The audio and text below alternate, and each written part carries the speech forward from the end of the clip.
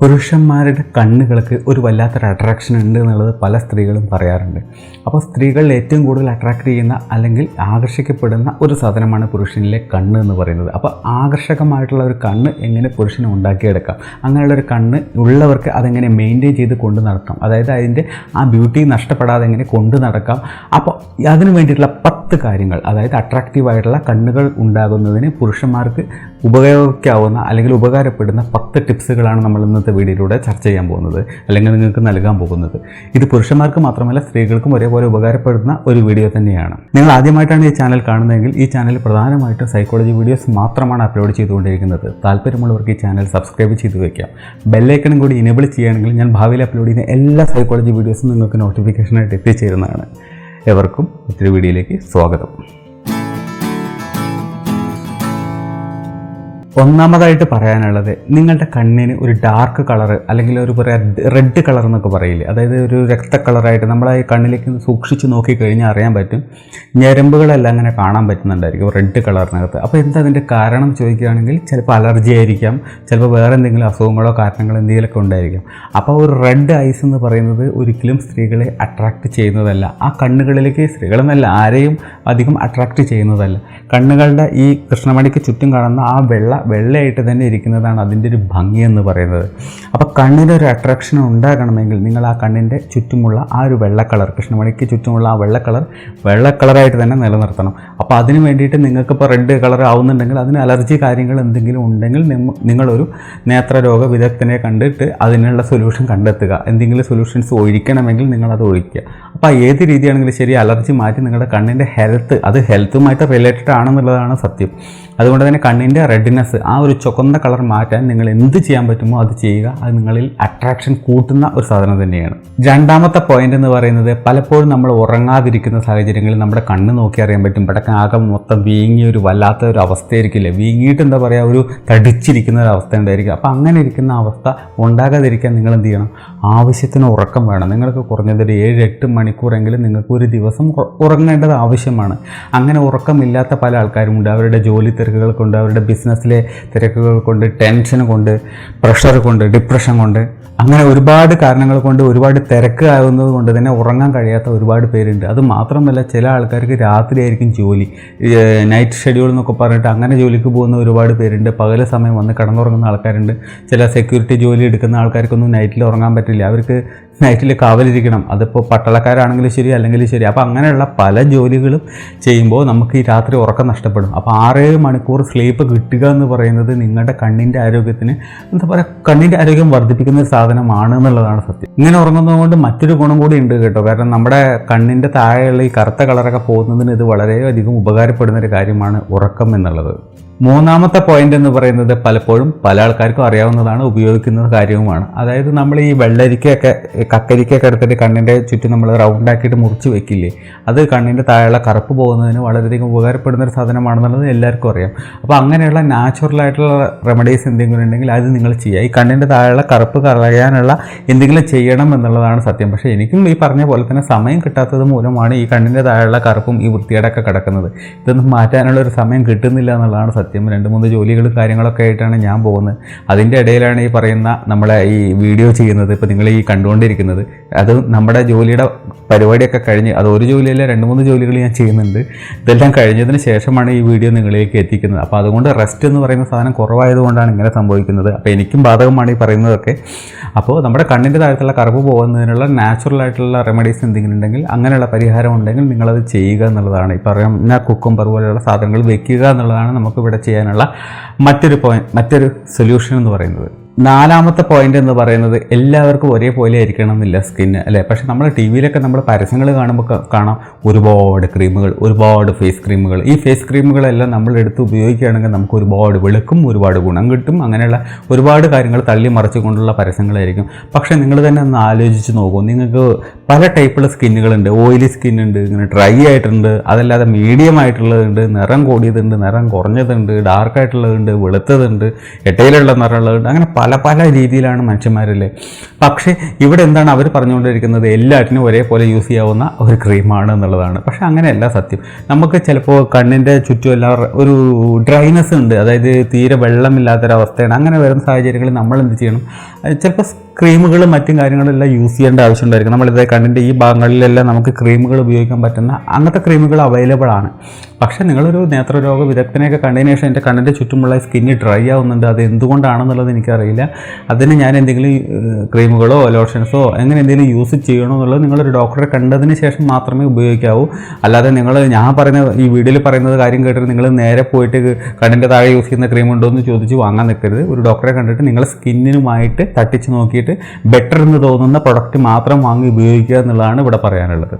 അഞ്ചാമത്തെ പോയിന്റ് എന്ന് പറയുന്നത് നമ്മുടെ ശരീരത്തിൽ ആവശ്യത്തിൽ കൂടുതൽ അത്യാവശ്യം വെള്ളം വേണം എന്നുള്ളതാണ് സത്യം. കാരണം നമ്മുടെ ശരീരഭാരത്തിൻ്റെ ഒരു 70% വെള്ളമാണെന്നാണ് പറയാറ്. അപ്പോൾ ഇവിടെ പറഞ്ഞു വരുന്നത് ഇത്രയേ ഉള്ളൂ, നമ്മുടെ ശരീരത്തിൽ വെള്ളം നന്നായിട്ടുണ്ടെങ്കിൽ കണ്ണിനൊരു തിളക്കം കിട്ടും എന്നുള്ളതാണ്. വെള്ളം ആവശ്യത്തിൽ കൂടുതൽ വെച്ചാൽ ഓവറായിട്ട് കുടിക്കണം എന്നല്ല, നിങ്ങൾക്ക് വേണ്ടത് ഇപ്പോൾ ഒരു 4 ലിറ്റർ വെള്ളമാണെങ്കിൽ നിങ്ങളൊരു 4.25 ലിറ്റർ വെള്ളം കുടിക്കുക എന്നുള്ളതാണ് ചെയ്യാനുള്ളത്. കാരണം നമ്മൾ അങ്ങനെ, അതായത് നമ്മൾ ആവശ്യത്തിന് വെള്ളം നമ്മുടെ ശരീരത്തിലുണ്ടെങ്കിൽ ഒരു ഹൈഡ്രേഷൻ, നമ്മുടെ ശരീരത്തിൽ നിന്ന് വെള്ളം ഇല്ലാതാവുന്നൊരവസ്ഥയുണ്ടല്ലോ, അതുണ്ടാകരുത്. നമ്മുടെ ശരീരത്തിൽ വെള്ളം നിലനിൽക്കണം. നമ്മുടെ ശരീരത്തിൻ്റെ ആരോഗ്യവുമായിട്ട് ബന്ധപ്പെട്ടൊരു സാധനമാണ് വെള്ളത്തിന്. അപ്പോൾ വെള്ളം ഒഴിവാക്കിക്കൊണ്ട് നിങ്ങൾക്ക് കണ്ണിൻ്റെ ബ്യൂട്ടി വർദ്ധിപ്പിക്കാൻ കഴിയും എന്ന് കരുതരുത്. ഒരു ദിവസം ഒരു മനുഷ്യന് 8 ലിറ്റർ വെള്ളം കുടിക്കണം എന്നാണ് പറയുന്നത്. അപ്പോൾ അത്രയും വെള്ളം കുടിച്ചില്ലെങ്കിലും അതിനടുത്തെങ്കിലും നിങ്ങൾ വെള്ളം കുടിക്കാൻ ശ്രമിക്കണം എന്നുള്ള കാര്യത്തിൽ ഒരു കോംപ്രമൈസും വേണ്ട. അങ്ങനെ ചെയ്യുകയാണെങ്കിൽ നിങ്ങളുടെ കണ്ണിൻ്റെ ബ്യൂട്ടി നിങ്ങൾക്ക് വർദ്ധിപ്പിക്കാൻ കഴിയും എന്നുള്ളതാണ്. ആറാമത്തെ പോയിന്റ് എന്ന് പറയുന്നത്, നിങ്ങൾക്ക് ഐബ്രോസ് ഉണ്ടായിരിക്കും അല്ലേ, ഈ പറയുന്ന സാധനം പുരികം. ഈ സാധനം നല്ല ബ്യൂട്ടി ആയിട്ട് കൊണ്ട് നടക്കാൻ വേണ്ടി നിങ്ങൾ ശ്രമിക്കേണ്ടതാണ്. നിങ്ങൾ ഏതൊരു പടത്തിൽ ഞാൻ കണ്ടിട്ടുണ്ട്, ആ മീശമാധവനിൽ ജഗതിയുടെ പുരികം കണ്ടിട്ടുണ്ടാവും അല്ലേ. ഇവിടെ ആകപ്പാട് എന്താ പറയുക, വല്ല ബുഷ് കട്ടർ വെച്ചിട്ട് കട്ട് ചെയ്യേണ്ട അവസ്ഥ വരും. അമ്മാരി ലെവലിലുള്ള തിക്കായിട്ടുള്ള പുരികം. പിന്നെ ഒന്നിലും ഞാൻ കണ്ടിട്ടുണ്ട് സ്ഫടികത്തിൽ നമ്മുടെ തിലകൻ്റെ ഇവിടെ പുരികം നല്ല ഭയങ്കര ഗൗരവക്കാരനാണെന്ന് തോന്നിപ്പിക്കാൻ വേണ്ടിയിട്ട് പുരികം നല്ല ഡെപ്തിൽ കൊണ്ട് വെച്ചതായിരിക്കും അഡീഷണലായിട്ട് അങ്ങനത്തെ പുരികം. അപ്പോൾ അങ്ങനെ പുരികം ഉണ്ടെങ്കിൽ, അല്ലെങ്കിൽ ഇവിടെ കൂട്ടുപുരികമൊക്കെ ആയിട്ട് അങ്ങനെയൊക്കെ എന്തെങ്കിലും ഒരു അഭംഗി തോന്നുന്നുണ്ട് നിങ്ങൾക്കെങ്കിൽ അത് ഒന്ന് ക്ലിയർ ആക്കാൻ വേണ്ടി നിങ്ങൾ ശ്രമിക്കേണ്ടതാണ്. അതിന് വേണ്ടിയിട്ട് നിങ്ങൾ ത്രെഡ് ചെയ്യാൻ പോവുകയോ അല്ലെങ്കിൽ വാക്സ് ചെയ്യുകയോ അങ്ങനത്തെ പരിപാടിക്കൊന്നും നിൽക്കരുത്. നിങ്ങൾ സാധാരണ കത്രിക ഉപയോഗിച്ചിട്ട് ഷേപ്പ് ചെയ്യുക. അതല്ലെങ്കിൽ നിങ്ങളൊരു ബ്യൂട്ടി പാർലറിൽ പോയി കഴിഞ്ഞിട്ടുണ്ടെങ്കിൽ അവർ തന്നെ ഷേപ്പ് ചെയ്ത് തരും. നിങ്ങളുടെ കണ്ണിൻ്റെ, നിങ്ങളുടെ മുഖത്തിൻ്റെ ആ ഒരു ഷേപ്പിനനുസരിച്ച് നിങ്ങളുടെ പുരികത്തിൻ്റെ ഒരു ഷേപ്പ് നിങ്ങൾ ഉണ്ടാക്കണം എന്നുള്ളതാണ്. ജന്മനാ നിങ്ങൾക്ക് ഈ പറയുന്ന എന്താ പറയുക തിലകൻ്റെ ആ ഒരു പുരികത്തിൻ്റെ പോലെയൊക്കെ ആയിരിക്കും ചിലപ്പോൾ ഉള്ളത് വെച്ചാൽ, അതായത് ആ സ്ഫടികത്തിലെ മാത്രമാണ് കേട്ടോ ഉദ്ദേശിച്ചത്. അങ്ങനെയാണെങ്കിൽ നിങ്ങൾ അതൊന്ന് ഷേപ്പ് ആക്കാൻ ശ്രമിക്കുന്നത് വളരെ നന്നായിരിക്കും. അതെല്ലാം അട്രാക്ഷൻ വർദ്ധിപ്പിക്കുന്ന സാധനമാണ് ഈ പുരുകം എന്നൊക്കെ പറയുന്നത്. അപ്പോൾ അട്രാക്ഷൻ കൊണ്ടുവരുന്ന സാധനം ആയതുകൊണ്ട് തന്നെ പുരുകത്തെ നിങ്ങൾ അവോയ്ഡ് ചെയ്യരുത്. അതിന് വേണ്ട ഒരു പരിഗണന കൊടുക്കുക എന്നുള്ളതാണ് ഇവിടെ പറയാനുള്ളത്.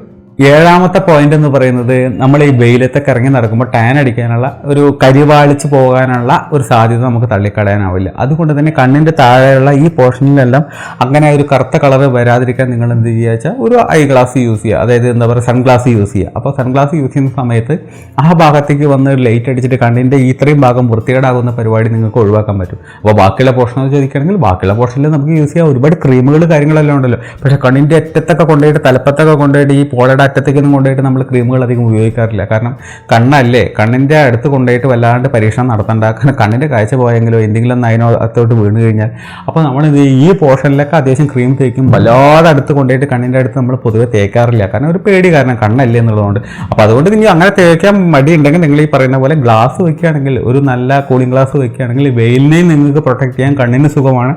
അതിലുപരി ഈ കരിവാളിക്കുന്ന ഒരു അവസ്ഥയും കൊണ്ട് നിങ്ങൾക്ക് രക്ഷപ്പെടാൻ പറ്റും. അതുകൊണ്ട് സൺഗ്ലാസ് വയ്ക്കുക എന്നുള്ളതാണ് ഈ പോയിന്റിൽ പറയാനുള്ളത്. എട്ടാമത്തെ കാര്യം എന്ന് പറയുന്നത്, നിങ്ങളുടെ ഭക്ഷണ കാര്യത്തിൽ നിങ്ങൾക്ക് ഒരുപാട് കാര്യങ്ങൾ ചെയ്യാനുണ്ടെന്നുള്ളതാണ്. നിങ്ങൾ നല്ല ആരോഗ്യമുള്ള ഭക്ഷണം കഴിക്കുക എന്നുള്ളതാണ്. കണ്ണിന് ഹെൽപ്ഫുൾ ആവുന്ന, കണ്ണിന് ആരോഗ്യം നൽകുന്ന ഭക്ഷണങ്ങൾ കഴിക്കുക. ആൻറ്റി ഓക്സിഡൻസ് നമ്മുടെ കണ്ണിന് ആവശ്യമാണ്, ഒമേഗ 3 നമുക്ക് ആവശ്യമാണ്, വിറ്റാമിൻ എ നമുക്ക് ആവശ്യമാണ്.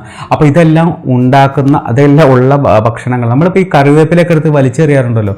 നമ്മുടെ ജീവിതത്തിൽ തന്നെ നമ്മൾ പറയാറുണ്ട്, അവൻ്റെ കാര്യം നടക്കുന്നവരേ ഉള്ളൂ, അത് കഴിഞ്ഞിട്ടുണ്ടെങ്കിൽ ഞാനൊക്കെ കറിവേപ്പിലയാണ് എന്ന് പറയാറുണ്ട്.